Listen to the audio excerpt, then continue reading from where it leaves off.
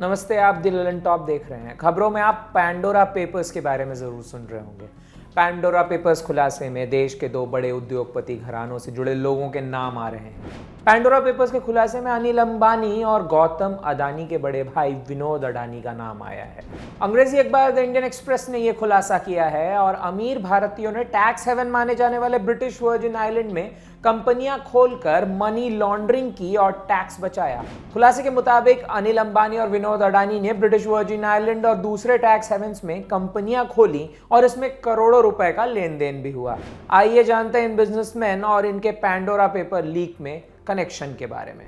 पहले बात अनिल अंबानी की। फरवरी 2020 की बात है।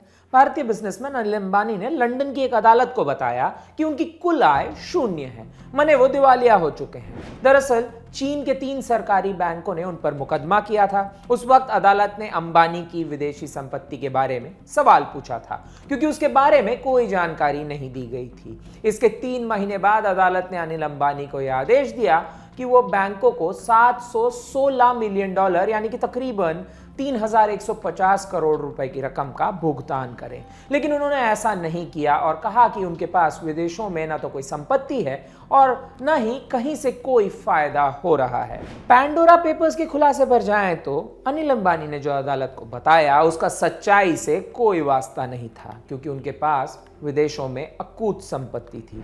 पैंडोरा पेपर्स की जांच में खुलासा हुआ कि रिलायंस अनिल धीरूभाई अंबानी ग्रुप के चेयरमैन अनिल अंबानी और उनके प्रतिनिधियों के पास जर्सी, ब्रिटिश वर्जिन आइलैंड और साइप्रस जैसी जगहों पर कम से कम 18 कंपनियां हैं। इसकी स्थापना 2007 से 2010 के बीच हुई थी। इसमें से 7 कंपनियों में कम से कम $1.3 बिलियन यानी कि तकरीबन 5,720 करोड़ रुपए का इन्वेस्टमेंट और लोन था। जर्सी में अनिल अंबानी के नाम पर 3 कंपनियां हैं, बैटिस्टे अनलिमिटेड, रेडियम अनलिमिटेड और ह्यूए इन्वेस्टमेंट अनलिमिटेड। इन सभी को दिसंबर 2007 और जनवरी 2008 में बनाया गया था। इस पैसे को बहुत ही तकनीकी तरीके से छुपाया गया था।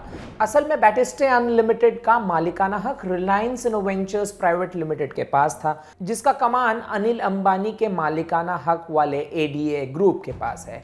ह्यूए इन्वेस्टमेंट अनलिमिटेड का मालिकाना हक एएए एंटरप्राइजेस लिमिटेड के पास है, जिसे 2014 से रिलायंस इंसेप्टम प्राइवेट लिमिटेड कहा जाता है, जिसकी प्रमोटर कंपनी रिलायंस कैपिटल है। रिकॉर्ड्स बताते हैं कि जनवरी 2008 में जर्सी में ही 2 और कंपनियां गठित की गई थी, जिनके नाम समरहिल लिमिटेड और डालविच लिमिटेड है।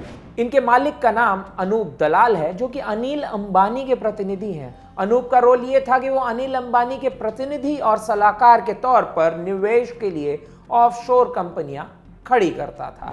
अखबार में किए गए खुलासे के मुताबिक रिलायंस के लिए अनूप दलाल ने 9 कंपनियां बनाई। इनमें से 7 कंपनियों ने बैंकों से लोन लिए। इन लोन के लिए रिलायंस अनिल अंबानी ने गारंटी दी थी। जब ये लोन मिल गया तो मिली हुई रकम को दूसरी कंपनियों में लोन के तौर पर घुमा दिया गया। ये कंपनियां भी किसी न किसी तरीके से अनिल अंबानी से ही जुड़ी हुई थी। मिसाल के तौर पर बैटिस्टे अनलिमिटेड और रेडियम अनलिमिटेड के रिकॉर्ड्स ये बताते हैं कि इन कंपनियों में $500 मिलियन यानी कि 2,250 करोड़ और $220 मिलियन यानी कि तकरीबन 990 करोड़ का कर्ज आईसीआईसीआई बैंक से लिया था। इस रकम से एए कॉरपोरेशन प्राइवेट लिमिटेड में निवेश किया गया, जो कि अनिल अंबानी से जुड़ी मुंबई की एक रियल एस्टेट कंपनी है। इस बारे में जब अनिल अंबानी से अखबार ने संपर्क किया तो उनके वकील ने कहा, हमारे क्लाइंट ने कानूनन वो हर एक जानकारी दी है जो उन्हें देना चाहिए। लंदन के कोर्ट में भी हर तरह से सोच समझकर जानकारी दी गई। रिलायंस इंडस्ट्रीज पूरी दुनिया में बिजनेस करती है। ऐसे में कई जगहों पर कंपनियां स्थापित की जाती है। अब बात विनोद अडानी की। विनोद अडानी का नाम तकरीबन 7 दिनों में लिस्ट में 2 बार दिखा है।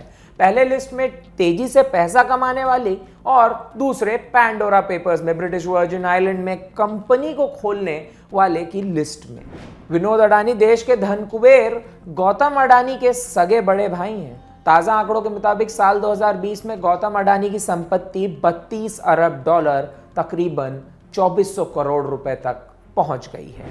वहीं गौतम अडानी के भाई विनोद अडानी की संपत्ति 128% बढ़कर $9.8 अरब से तकरीबन 728 करोड़ रुपए हो गई। विनोद अडानी ने अमेरिका से इंजीनियरिंग में मास्टर्स की डिग्री ली है।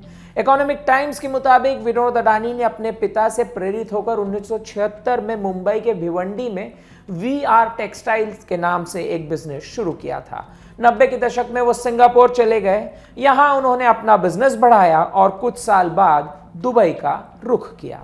फिलहाल भारतवंशी विनोद अडानी साइप्रस के नागरिक हैं, लेकिन रहते दुबई में हैं। विनोद अडानी ने ब्रिटिश वर्जिन आइलैंड में 3 साल पहले एक कंपनी खोली थी। हालांकि अब उनका कहना है कि वो इस कंपनी को बंद कर चुके हैं। रिकॉर्ड के मुताबिक विनोद शांतिलाल अडानी ने साल 2018 में हिबिस्कस RI होल्डिंग लिमिटेड नाम से ब्रिटिश वर्जिन आइलैंड में एक कंपनी खोली थी। वो इस कंपनी के अकेले शेयर होल्डर थे और उनके पास ही कंपनी के सभी 50,000 शेयर थे।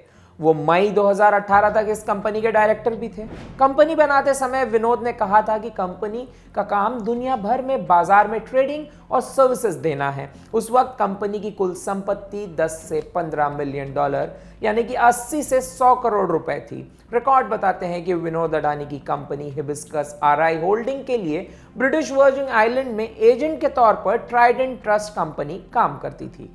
ट्राइडेंट ट्रस्ट कंपनी ने ही हिबिस्कस RI होल्डिंग के लिए रजिस्टर्ड पता उपलब्ध कराया था। इस ट्रस्ट के इंफॉर्मेशन फर्म पर भी विनोद अडानी के हस्ताक्षर हैं। ऐसा पहली बार नहीं हुआ है कि विनोद अडानी का नाम टैक्स हेवन में निवेश के मामले में सामने आया। इससे पहले पनामा पेपर्स लीक में भी उनका नाम आया था।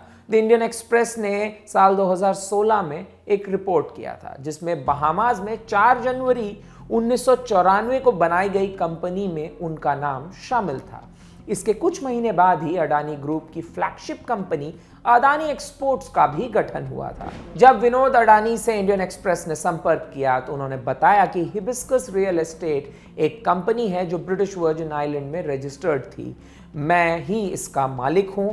इसका उद्देश्य मेरे दुबई के रियल एस्टेट को मैनेज करना था। फिलहाल ये कंपनी बंद हो चुकी है और इसकी संपत्ति शून्य है। मैं पिछले तकरीबन 25 साल से विदेश में हूं। जो भी हुआ है वो सब नियम कायदे में रहते हुए हुआ है। ये खबर लिखी थी हमारे साथी अमित ने। मैं प्रशांत हूं। आप देखते रहिए द ललन टॉप। अगर आपको पूरे इस पैंडोरा पेपर्स से जुड़ी खबरें पढ़नी है तो लिंक आपको डिस्क्रिप्शन बॉक्स पर मिल जाएगा। शुक्रिया।